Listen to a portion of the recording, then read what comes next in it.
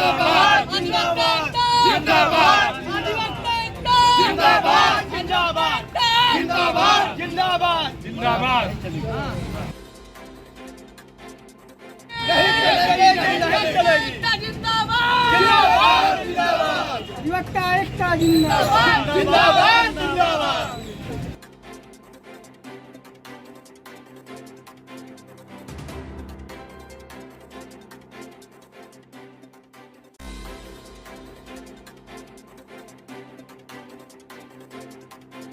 गई है, कमला देवी मर गई है, एक पार्टनर मर गई है।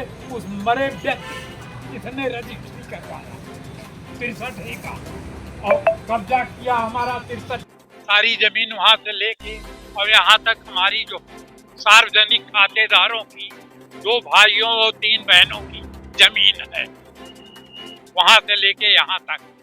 और ये जो आधी जमीन जो थी 63 ये उधर है और 63 ये ऑफिस जमीन आप सब लीजिए। यहाँ मंदिर था, मंडप था और सारी चीजें होती थी, धार्मिक क्रियाएं होती थी हमारी जो। लेकिन अभी जो है कुछ दिन पहले 2 जुलाई को 1 जुलाई से 2 जुलाई को इस गुलाटी ने जो है वहाँ एक फर्जी रजिस्ट्री कराया एक पार्टी से जो मर गई है। कमला देवी मर गई है, एक पार्टनर मर गई है।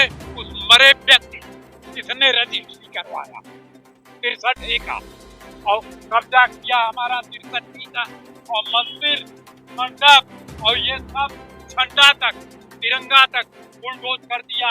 मेरे पास सब जो है इसका प्रमाण है, वहाँ ले आओ भैया, दिखा दो इन लोगों को। सारे प्रणाम का झंडा फहराया गया, झंडा तक भारतीय जो है हमारा कब्जा था। श्री रमन पांडे JSCC का फैसला है, हमारे पास जो है खसरे की नकल है, सारी चीज है, सारी चीजें मेरे पास है। हाँ, पुरस्कार भी है, हम राष्ट्रपति पुरस्कार प्राप्त है।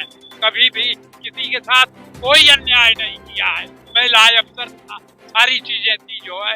लेकिन इस चांडाल हमारा मंदिर किया, हमारा झंडा अब मेरे पास है। गेट तोड़ दिया क्या? गेट तोड़ के और यहाँ नहीं वहाँ लगाए, चोर वहाँ लगाए हैं। ये इतना बड़ा गुंडा है, सबका लग रहा है, ऐसा कर रहा है, ये हमारे साथ इतना बड़ा अन्याय कर रहा है। आप किसी से CID से CBI से पता लगा लीजिए कि ये धार्मिक स्थान है, ये मंदिर है, मंडप है, सारी चीजें यहाँ धार्मिक कार्य हो रहा था। लेकिन ये जबरदस्ती ये गुंडई पे कब्जा किए।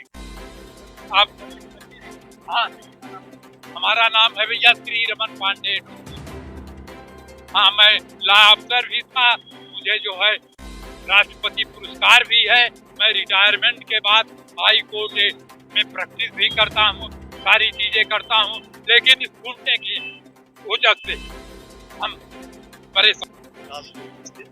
कमल संख्या और कमल संख्या 84 यह संयुक्त प्रॉपर्टी जो है वह रामचंद्र पांडे और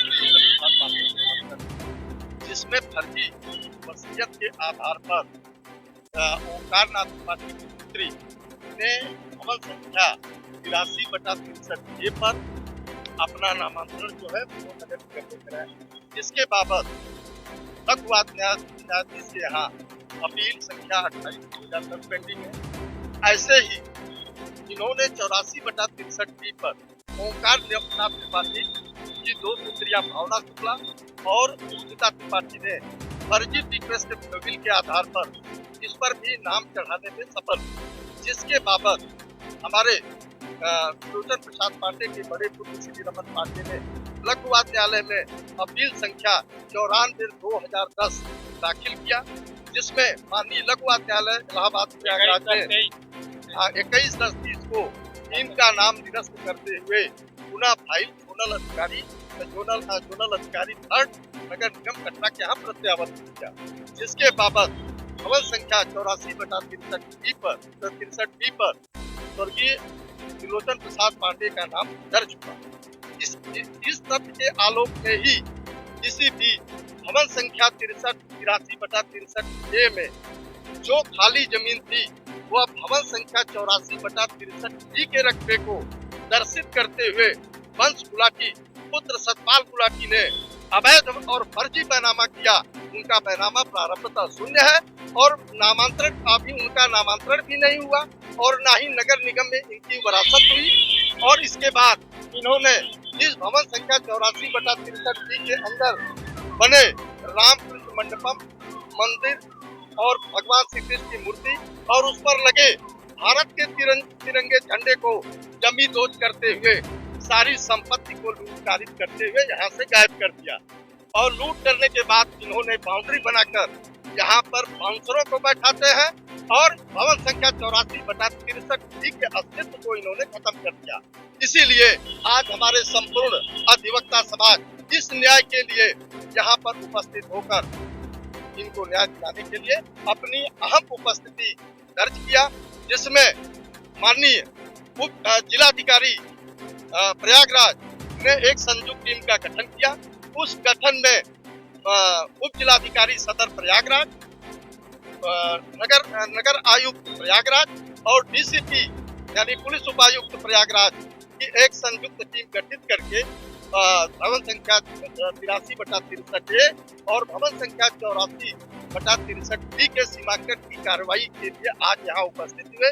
किंतु वंश गुलाटी तथा उनके अन्य षड्यंत्रकारी जो दलाल यहाँ पर हैं उनको नोटिस नहीं गई और इसके कारण यह कार्रवाई अग्रिम तिथि के लिए जो है स्थगित की गई और पुनः शनिवार को यह सीमांकन की कार्रवाई का सुनिश्चित किया गया।